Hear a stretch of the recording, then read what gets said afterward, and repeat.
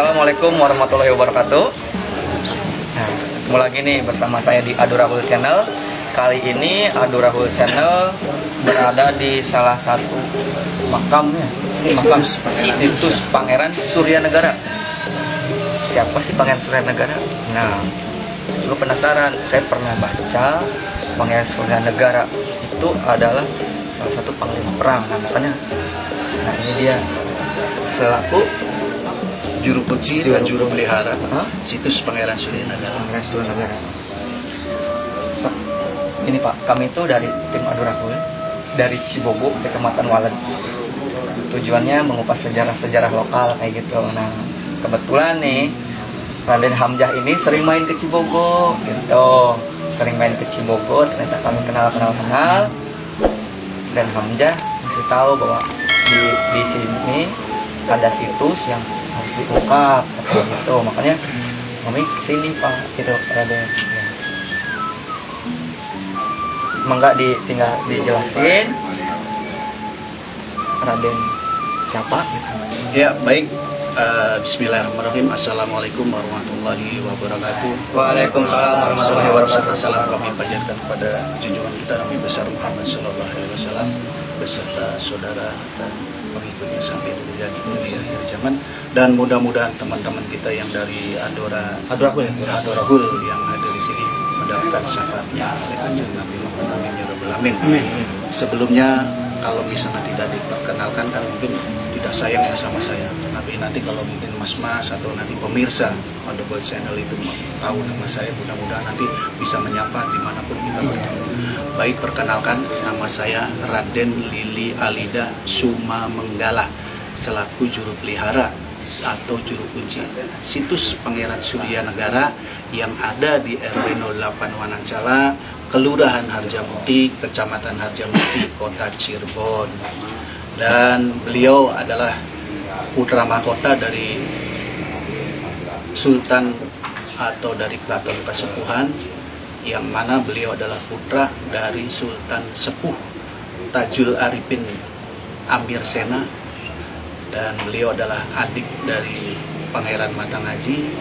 Makanya dengan geger Cirebon kemarin, istilahnya Pangeran Suryanegara ini adalah yang berhak untuk naik tahta ke Kesultanan Kasepuhan Cirebon. Beliau adalah putra mahkota dan pangeran. Beliau juga adalah syiar Islam karena beliau Islam menimba ilmunya dari kecil sampai dewasa, dan sampai meninggalnya juga beliau ini mengelana kemana-mana, dari pesantren satu ke pesantren yang lainnya, dari sampai ke Tasik, sampai ke Kerawang, sampai kemana beliau mengembara. Dan beliau terkenal dan sudah tercatat intinya di sejarah Cirebon, khususnya di naskah Mertasinga dan juga mungkin di buku besar Belanda dan Inggris, bahwa beliau adalah pernah menjadi panglima perang Cirebon, yaitu pada tahun 1802 sampai 1819 selama 17 tahun. Jadi beliau adalah merasa hatinya tergugah melihat rakyatnya yang sengsara ditindas oleh kekejaman VOC yang semena-mena menaikkan pajak dan menaikkan lain-lainnya. Akhirnya tergugah mempersatukan para santri semua dari sewilayah 3 Cirebon dan sampai Kerawang untuk berperang melawan Belanda. Itu sejarah singkat untuk situs Pangeran Suryanegara. Dan kebetulan di situs makam Pangeran Suryanegara ini bukan makam sendirian beliau. Di sini ada beberapa pangeran juga yang istilahnya mendukung perjalanannya beliau, dan juga ada komplek makam 9, ada komplek makam 13, dan juga ada dikelilingi oleh tanaman-tanaman yang sama dengan nama daerah-daerah di wilayah 3 Cirebon. Maka itu sepintas prolog kami selaku situs. Nanti barangkali ada yang kurang jelas atau kurang itu, maka kita sambil jalan sambil bertanya. Ini aja Raden, kita keliling aja. Mangga. Oke pemirsa, kita akan keliling-keliling nih wilayah sekitar makam. Ada pohon apa aja sih yang katanya tadi ada pohon nama-nama desa di wilayah Cirebon. Nah, Gimana Raden? seperti ini pohon gempol ya Mas. Ini gempol. Kalau kita di wilayah 3 Cirebon kabupaten itu namanya desa gempol. Betul. Ada Gempol. ada pohonnya. Terus cemara ya, caringin, desa caringin. Beringin, kalau cemara beringin sudah umum ya di mana-mana. Tapi juga desa beringin ada. Ada, cuman kan mungkin mas-mas yang atau pemirsa lihat pohon beringin sudah tahu, sudah biasa, sudah biasa. Tapi kalau sudah melihat pohon gempol, ini antara mungkin ya istilahnya jarang gitu kan, karena kita di sini tanaman yang sangat banyak. Betul. Nah, ini pohon kesambi. Ini kesambi. Nama daerahnya Kosambi, di Bandung juga ada, di kota Cirebon juga ada. Ini pohon kesambi yang besar, ini sudah ratusan tahun. Ya. Ini sudah ratusan tahun gitu kan. Wow, sudah ratusan tahun, lihat aja. Nama pohon kesambi yang istilahnya sudah ya ratusan tahun lah. Karena di sini mungkin Makbaro di sini sebelum beliau istirahat terakhir di sini mungkin sudah ada kemungkinan karena nanti bisa dilihat dari batu bata banisan. Nanti sampean mungkin bisa meneliti batu bata yang ini ada yang kemiripan di situs yang mana gitu kan. Bisa dilihat gitu kan. Mangga. Assalamualaikum.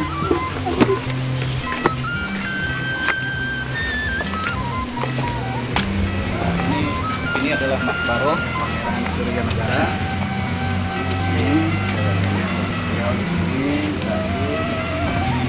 Kebetulan wilayah sini adalah masih kekuasaan Keraton Kesepuhan, jadi kita secara tidak langsung masih tunduk kepada aturan Keraton Kesepuhan.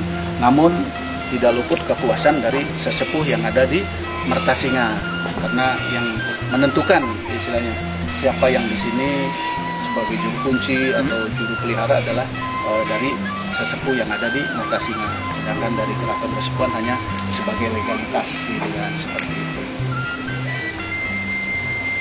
Nah ini yang di atasnya ini namanya sawo kecik Mas. Pohon sawo kecik cuman ada 2 di kita. Ini sawo yang buahnya kecil-kecil tapi manis, kayak duet, kayak anggur itu. Tapi begitu sama dengan sawo, rasanya cuman manis. Tapi kalau masih kuning itu agak sepet gitu kan. Mana pohon? Bentar. Nah ini pohon asem yang gede juga. Pohon asem, ini pohon asem. Ya mungkin ada asem lah di sana, ada karang asem, ada apa? Desa asamnya juga ada. Asemnya juga ada. Ini pohon asem mungkin karena sudah tahu ini juga sudah ratusan tahun Mas. Oh bener ini udah. Ini sudah ratusan tahun. Dan ini pohon laban. Lakban. Ini pohon lakban. Pohon lakban. Ini tadinya ada yang gede di sini, cuma karena sudah Gelapok ya. kita sudah robohkan. Nah ini kapi layu Mas. Di situ yang gede tadi ada ini kapi layu. Oh, yang terkenal ini ya, getah kapi layu. Oh, batu cincin. Ini batu cincin. Nah ini Getah kapi layu. Getah kapi layu. Nah ini pohonnya. Ini beda pohon. Beda. Ini di bawahnya. Beda lagi. Nah, mungkin beda inilah ya Pihalayu, kalau di sini Kapilayu. Benar, getah kapi layu. Nah, ini yang paling besar seperti tower ini Kepuh. Kepuh di Palimanan ada ini desa Kepuh. Ini paling besar itu, baru otomatis ratusan tahun. Nah, itu kan bisa melihat sendiri kalau di mau. Nah, ini sama dengan ini Wali Kukun ya. Sama ini. Oh, ini pohon wali kukun. Ya. Wali Kukun. Ini bermacam-macam pohonnya, bukan satu jenis pohon. Betul ya, sejadinya bahkan tadinya ada di sini namanya pohon Tanjung, cuman berhubung menghalangi pintu masuk, akhirnya kita sepakat para sesepuh, akhirnya kita tebang dan alhamdulillah masih ada pohon Tanjungnya. Pohon Tanjung, sampai mungkin sudah sering makan sate Tanjung. Ya, sate Tanjung. Kalau di Bogor mungkin ada di Tanjung, kita ada. Mari kita Kali Tanjung mungkin ya. Nah, Kali Tanjung, kalau sana kan Tanjung. Nah, inilah. Ini pohon Tanjung yang masih kecil dan ini termasuk pohon obat juga. Obat apanya? Pohon obat ini, pohon obat. Kalau sampean sakit perut, ini pendarahan di perut, insya Allah dengan meminum air dari babakan Tanjung ini, kita rebus, kita bikin air teh, insya Allah semua sakit perut yang berkecimpung dengan perut insya Allah sembuh. Maka makanya ini banyak yang ngambil kan belum apa-apa. Di situ sih sampai udah tinggal tulangnya doang gitu kan. Berarti kulitnya ya? Kulitnya kita rebus. Ini pohon Tanjung karena di sana kita tebang karena menghalangi jalan masuk. Jadi kita alhamdulillah kan sudah ada, akhirnya kita bang sana. Ayo situ gede yang begitu gede. Hampir warga dan pengunjung kalau memang minta obat ya untuk sakit perut ini. Nah ini pohon Tanjung, mungkin mas-mas baru tahu kan? Iya, baru tahu. Ini pohon Tanjung namanya. Nah ini kosambi juga masih tetap ya Pak ya. Ini kosambi, ini gede-gede juga. Kosambi.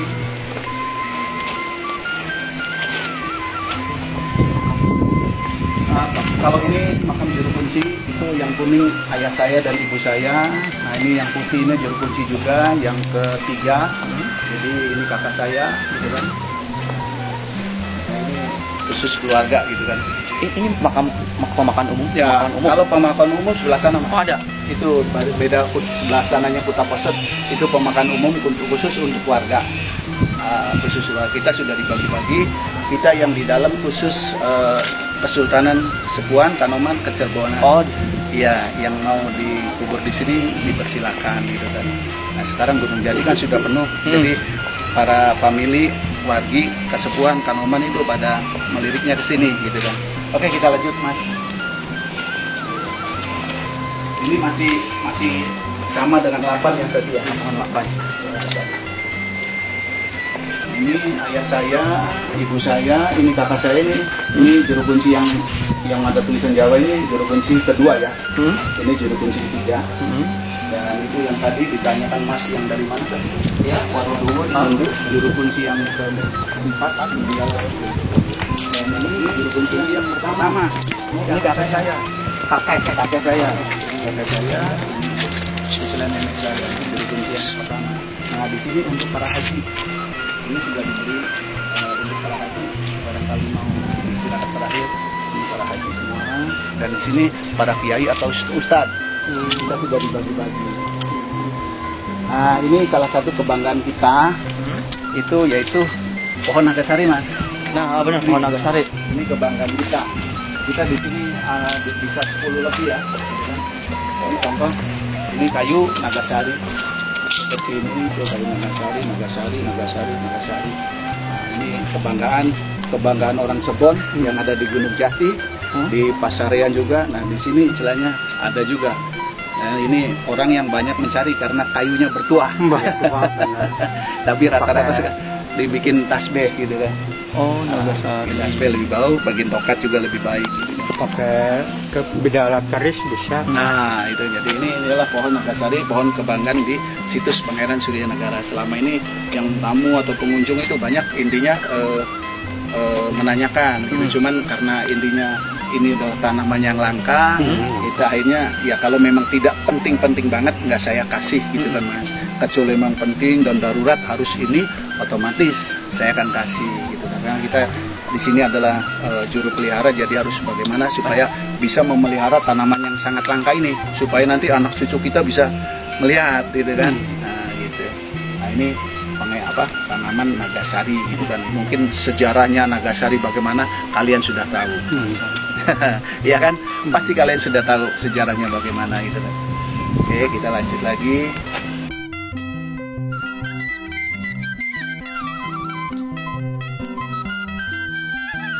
Ini pohon melinjo atau jamblang Mas. Oh kalau bahasa ini jamblang. Jamblang. Tapi bahasa Indonesianya melinjo.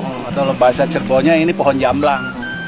Tangkil. Tangkil, jamblang, tangkil. Oh pada ya sama aja. Jadi ini jamblang. Nah ini komplek makam 13. Ini komplek makam 13. Itu 13 makam. Beliau? Untuk kejelasannya sampai sekarang ada dari tim arkeologi sampai ke Jawa Barat pun juga masih belum menemukan Mas. Jadi intinya siapakah beliau, bagaimanakah beliau, ataukah senjata beliau, ataukah istilahnya memang pendukung sinatria beliau, kita belum terjawab. Oh belum terjawab. Oh makam 13 ini saya penasaran apa sih di dalamnya ya. Kita dari luar saja ya. Masuk ya. kita bisa dilihat dari batunya aja mas, batu bata. Ada.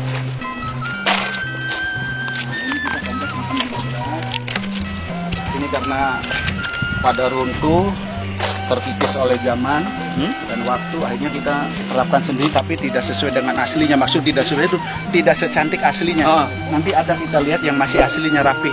Kalau ini kan kita pakai tangan manusia menggunakan semen ya. Nah ada yang tanpa menggunakan semen rapih banget gitu Pak. Ada. Nah ini makam 13 itu kan.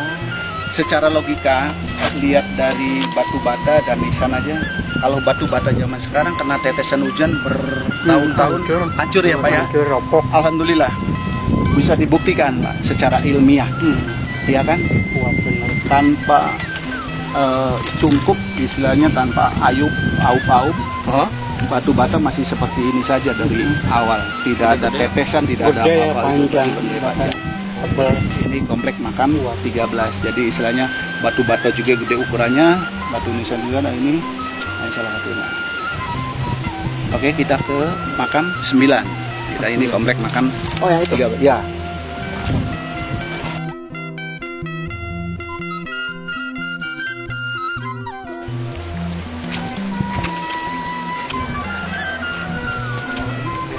Udah ketahuan belum?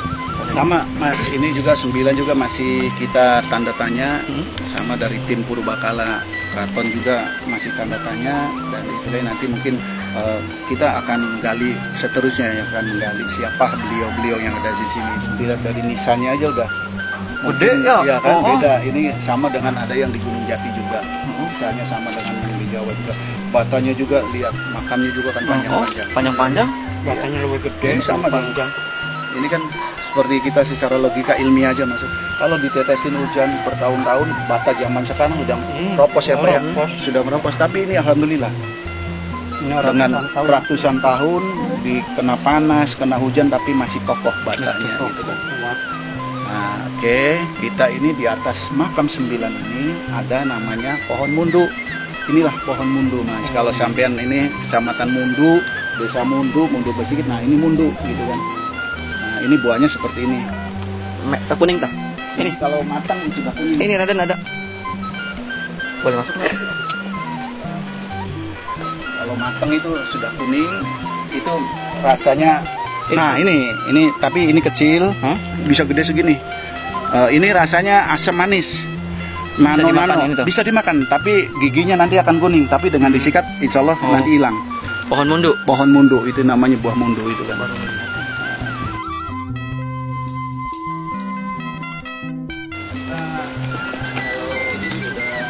2.668 meter persegi ya. Secara ini kita kemarin sama Dinas Pariwisata juga pernah mengukur. Jadi kita luasnya untuk pemakaman ini 2.268 meter persegi. Masih kayu-kayu biasa. Buat pemakamannya. Di sini jujur yang tadi seperti awal Mas, saya bahwa situs di sini itu 80% orang kota belum tahu gitu kan. Taunya ya setelah viral istilahnya sejarah Peteng, karena beliau adalah istilahnya pewaris tahta yang terkuat. Akhirnya mungkin banyak yang seperti sampean-sampean, banyak wartawan pada datang gitu kan, pengen menggali sejarahnya bagaimana, kiprahnya bagaimana gitu kan. Nah, jadi intinya ya karena warga di situ udah tahu bahwa di sini ada makam-makam kuno juga, ada gitu, pohon-pohon yang menandai istilahnya wilayah 3 juga kita ada gitu kan. Jadi intinya saya berdasarkan fakta, tidak istilahnya berdasarkan wah di sana ini, tapi saya membuktikan bahwa di sini ada seperti pohon mundu gitu kan. Pohon mundu, pohon pentol, pohon kroya gitu kan. Tadi pohon kroya sebelah mana? Tadi sudah kelewat tadi. Oh, ada. Pohon kroya. Nah, ini yang sedikit masih utuh Mas. Ini di bawah ini kita tanpa semen ya, ini masih zaman dulu, ini beda kan, rapinya tuh beda, tumpukannya beda sampai sini. Tumpukannya rapi-rapi ya. Cuman ini berhenti, masih ada. Nah, ini lagi yang masih rapi. Karena makan usia. tanpa semen, tanpa apa, rapinya bukan main. Karena zaman dulu nggak tahu bagaimana cara pemasangannya, karena zaman dulu itu istilah kuat mata kuat peteng, sakti lah bahasanya, kuat mata kuat peteng. Jadi intinya serapih ini kan, kita nggak mungkin bisa serapih ini tanpa semen atau apapun. Nah, ini bagian sudah dipugar. Nah ini juga bisa kelihatan dari batu-batu nisan itu. Iya, sudah bisa kelihatan. Kualitas bata.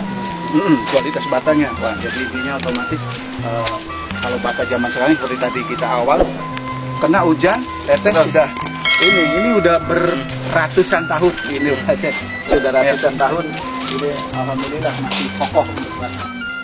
Para wali atau itu sangat luar biasa gitu kan.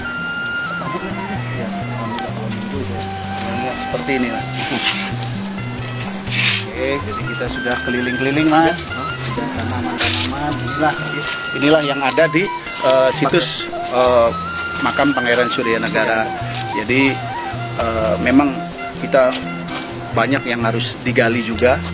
Jadi intinya dari kepurbakalaan, dari keraton juga istilahnya, karena harus bisa mengungkap siapa yang di belakang-belakang ini gitu. Betul.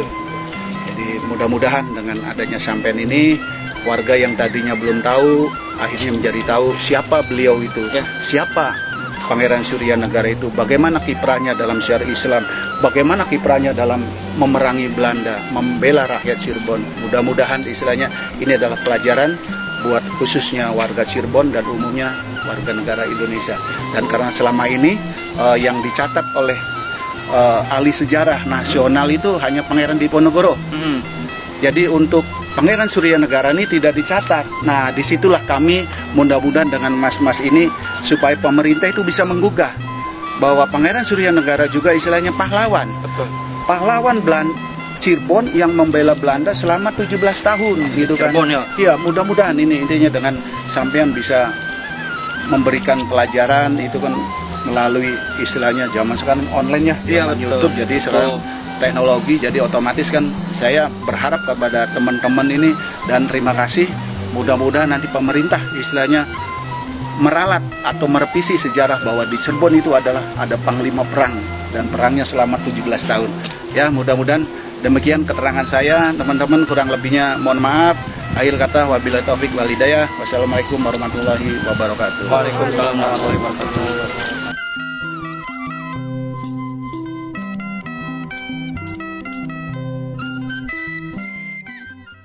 Oke pemirsa, boleh ngomong apa aja, boleh bercerita apa aja, boleh komentar apa aja. Karena ini adu rahul, bukan adu domba, bukan adu ayam. Dukung terus Adu Rahul Channel dengan cara like, komen, subscribe, klik loncengnya, dan share sebanyak-banyaknya. Kurang lebihnya mohon maaf. Billahi taufik wal hidayah. Wassalamualaikum warahmatullahi wabarakatuh.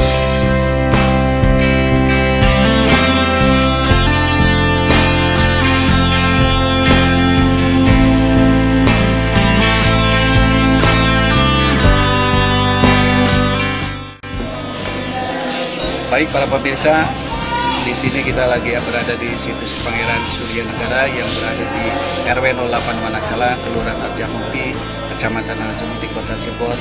Dan tonton terus Adu Rahul Channel, subscribe dan like. Dan mudah-mudahan para pemirsa mendapatkan barokah dan syafaatnya, dan kru Adu Rahul Channel juga mendapatkan keselamatan di dunia dan akhirat. Amin ya rabbal alamin. Adu Rahul Channel, mantap.